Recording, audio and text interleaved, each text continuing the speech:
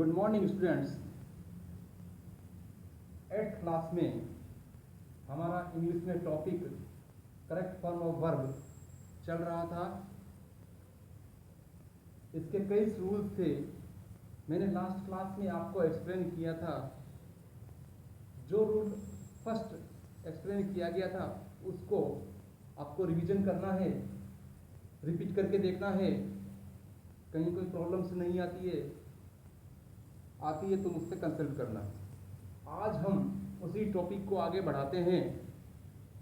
उसी टॉपिक के next rule कौन से हैं उस पर ध्यान देंगे।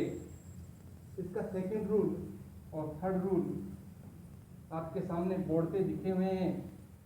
इनको एक्सप्लेन करके हमें समझना है। सेकंड और थर्ड रूल, जैसे फर्स्ट रूल को क्लियर किया था, एक्सप्लेन किया था, बिल्कुल इसी तरीके से इजी वे में हमें इसे स्टडी करना है। सेकंड रूल में हम देखते हैं, मैं पढ़ रहा हूँ, सामने बोर्ड पे नजर रखेंगे। यदि सेंटेंस में कोई हैबिट यानी आदत कोई बताई गई हो या यूनिवर्सल ट्रुथ का कोई सेंटेंस दिया गया हो। यूनिवर्सल ट्रुथ का मतलब आप जानते हो, सार्वभौमिक सत्य जिसे कहते हैं। सार्वभौमिक सत्य का मतलब होता है कि जो कभी झूठ ना हो, झुठलाया नहीं गया हो।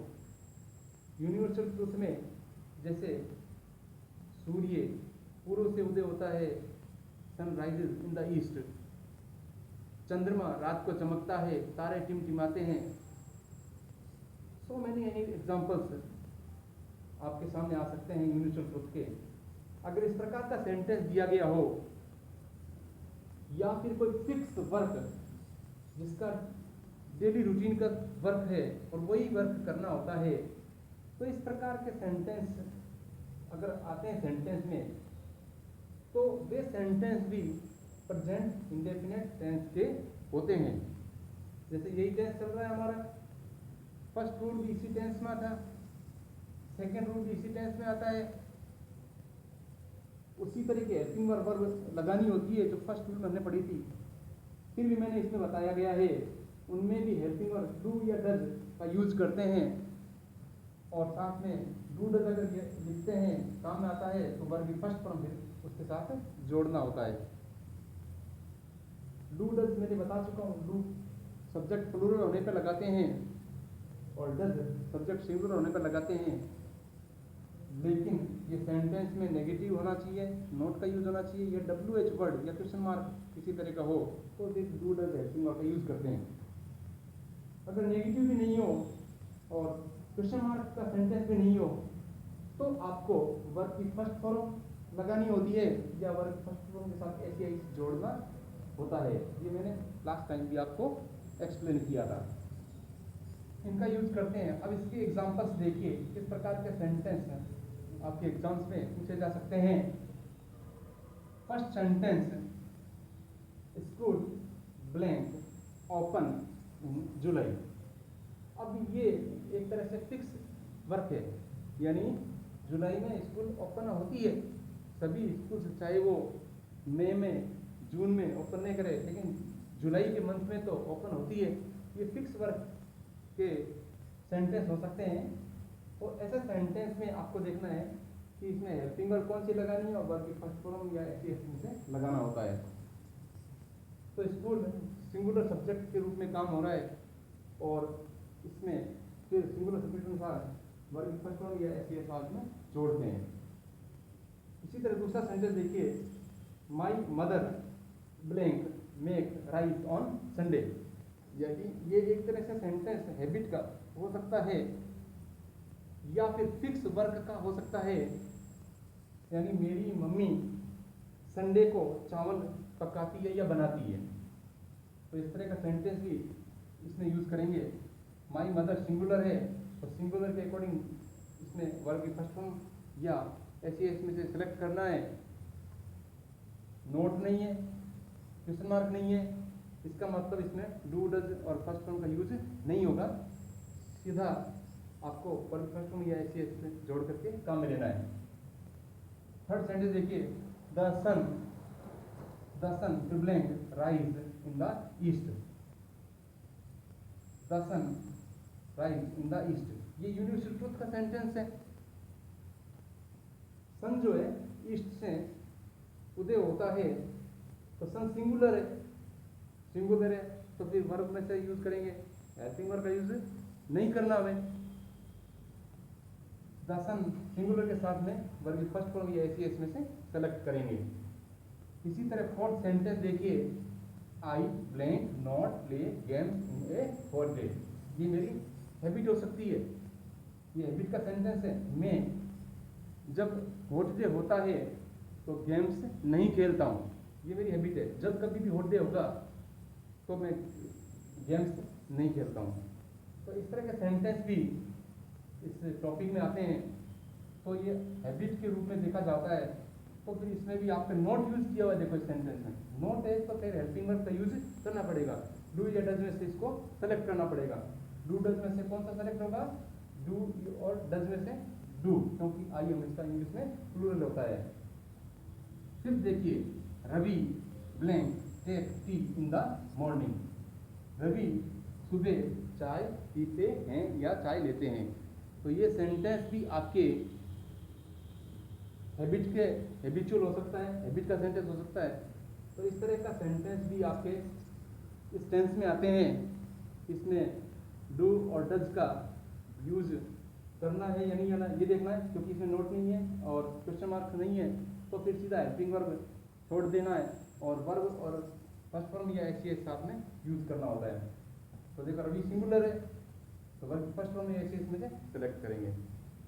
अब इसके आंसर एक बार देख लेते हैं। देखिए, मैंने पहले समझाया आपको, स्कूल सिंगुलर है तो ओपन्स, आंसर लिखा है इस साइड में, मैंने आंसर लिखे हैं, आंसर पे नजर डालेंगे, स्कूल ओपन्स, क्योंकि इसमें डू नॉट या डज नॉट का यूज नहीं होगा और ने हेल्पिंग वर्ब लगानी है, सीधा डू वर्ब फर्स्ट फॉर्म या एस में यूज करना है। सिंगुलर सब्जेक्ट है स्कूल, तो फिर हमें जो है इसमें एस का यूज करेंगे वर्ब के साथ में। तो स्कूल ओपन्स इन द जुलाई। इसी तरह देखो, माई मदर मेक्स, इसमें मेक्स आएगा, इसमें मैंने लिखा है आंसर में, क्योंकि ये माई मदर सिंगुलर सब्जेक्ट है। इसी तरह थर्ड देखिए, द सन, वो भी सिंगुलर सब्जेक्ट में आता है, तो फिर द सन के साथ में वो सिंगुलर है, तो फिर आपको राइजिंग, तीनों में एक जैसा ही यूज है, तीनों में एक से यूज चल रहा है। इसी तरह फोर्थ देखिए, नोट प्ले। अब नोट प्ले आके नोट आ गया तो डू डज में से यूज करना पड़ेगा।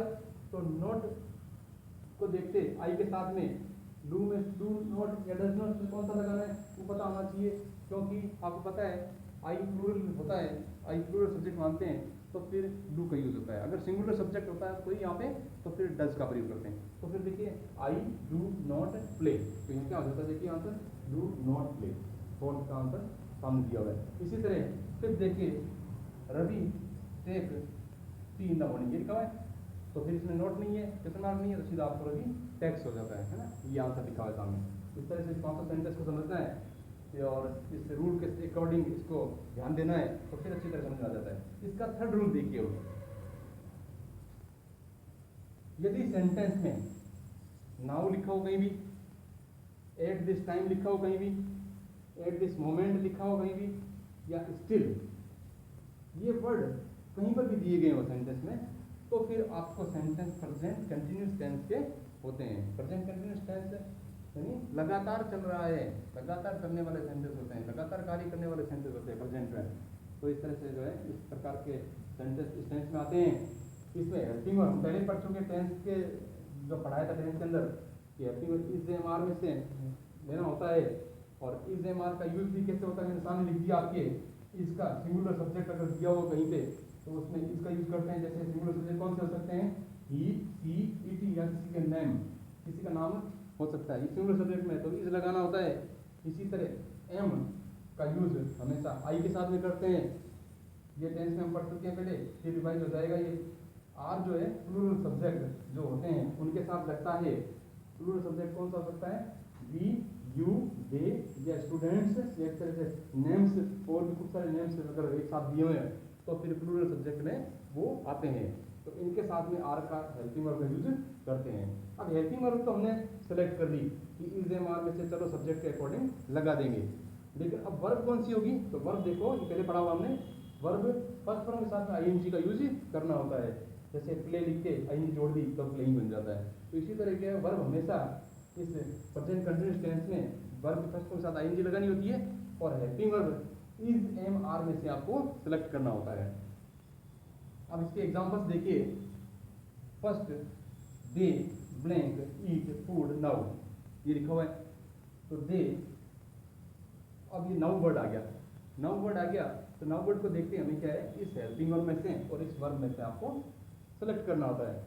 तो नाउ को देखते हैं, जैसे दे प्लूरल है, प्लूरल में से क्या लगाना अपने को, इज एम आर में से सेलेक्ट करना है और ब्रैकेट में वर्ब की फर्स्ट फॉर्म दी होती है, उसके साथ आईएनजी जोड़नी होती है। दूसरा सेंटेंस देखिए, आई blank Singh a song at this time. अब एट दिस टाइम एक वर्ड दिया हुआ है, एट दिस टाइम वर्ड देने के साथ में हमें पता होना चाहिए कि एट दिस टाइम देखते ही हमें इस टेंस में यूज करना है, इस प्रकार के हेल्पिंग वर्ब या वर्ब का यूज करना है। तो फिर देखिए आई के साथ में क्या लगाना है, इसमें हटाएंगे, ध्यान से समझाऊंगा तो और समझाऊंगा मैं। इसमें सेलेक्ट करना है, इसमें सेलेक्ट करके और वर्ब की फर्स्ट फॉर्म आईएनजी लगानी है। थर्ड सेंटेंस देखिए, you blank steel blank do your homework, ये दिया हुआ है ना।